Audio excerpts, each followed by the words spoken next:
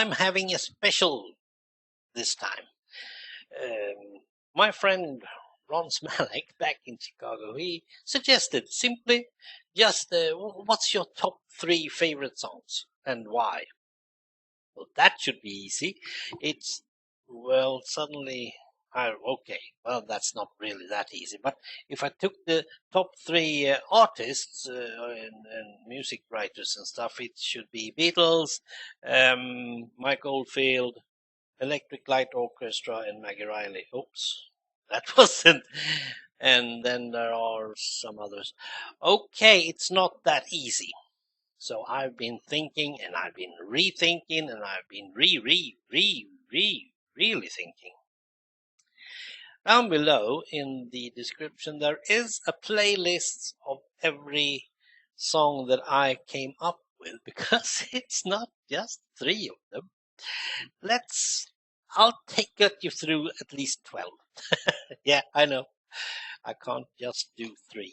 But I have a top 3. I do. So let's just take those one who almost made it. Prince made a song called 1999. I'm going to party like it's 1999. And that song always brings a smile to my face. And I'm totally honest, I don't know why.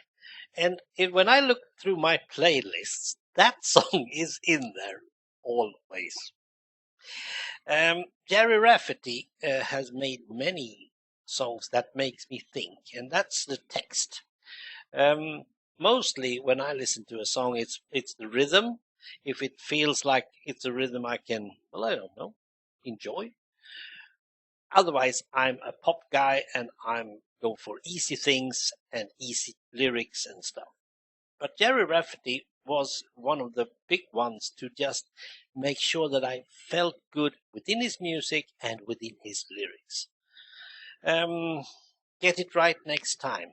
Yeah, it's not final. You can get it right next time. That's a good one. The Promise You Made, Cock Robin. It's a song that sometimes makes me sad, sometimes makes me just glad, but often just makes me think of the promises I've made and the promises I couldn't keep. And that's something you need to think about sometimes. And then I could take anything by Michael Jackson. Billie Jean is one of those that really fits my bill when it comes to good music. But Michael Jackson has made many. And the most important record album of them all is, of course, Thriller. And then there were 2 Australian guys who made up a band called Flash and the Pan. And this song, Hey St. Peter, has nothing to do really with the name, but more of I've been to New York and I've been to hell. And that song gives me a second loop because I'm thinking about 9/11 when I hear that one. This was made back in 1981, I think. And that makes that song more important second time around, and still it's a good song. And it's also an experimental song, so that's why perhaps I really like that one. And if we're talking about the experimental songs, Orchestral Maneuvers in the Dark, most of their songs are strange ones, and I love them all, but one that stands out is, well, Stand Above Me. And then we have one of my favorites, it's Beatles. And one Beatle song that I really enjoy every time I hear it, it's Penny Lane. It's just everyday things in the rain. I mean, at Penny Lane. I think it's very good, and it's very melodious, and yeah, I just love that song. And then we have Electric Light Orchestra. Didn't make the top 3 this time, but they made an album called Time, and almost everyone, except for one song, every song on that album is totally gold. So that is and will always be the only album I really need. but it didn't make it. And the top song from that one could be anyone, but I put Twilight this time. And then I have a favorite Scottish singer called Maggie Riley, and her song Listen to Your Heart was something I heard when my dog passed away a couple of years ago. And what should I do? What should I do? And suddenly that song came up and said, Listen to Your Heart. And it was like giving me a real knockout. And that song has been with me every time. Listen to Your Heart. Now for the top three. I'm going for the third place. And I'm choosing Ronan Keating with If Tomorrow Never Comes. It hits me every time inside my chest and my heart. It's so important. Just listen to the text. Don't bother feel about music. It's not that good. But the text is. And never, never, never stop telling your loved ones that you love them. On second place, it's more or less my favorite song all time around. It's from 1941, Glenn Miller and the Chattanooga Choo Choo. And of course, any song with the train in has to be good, but this one is more like my theme song. I'm having a radio show in Sweden, in my local village, and I thought of having this as my theme song, but no, I don't want it.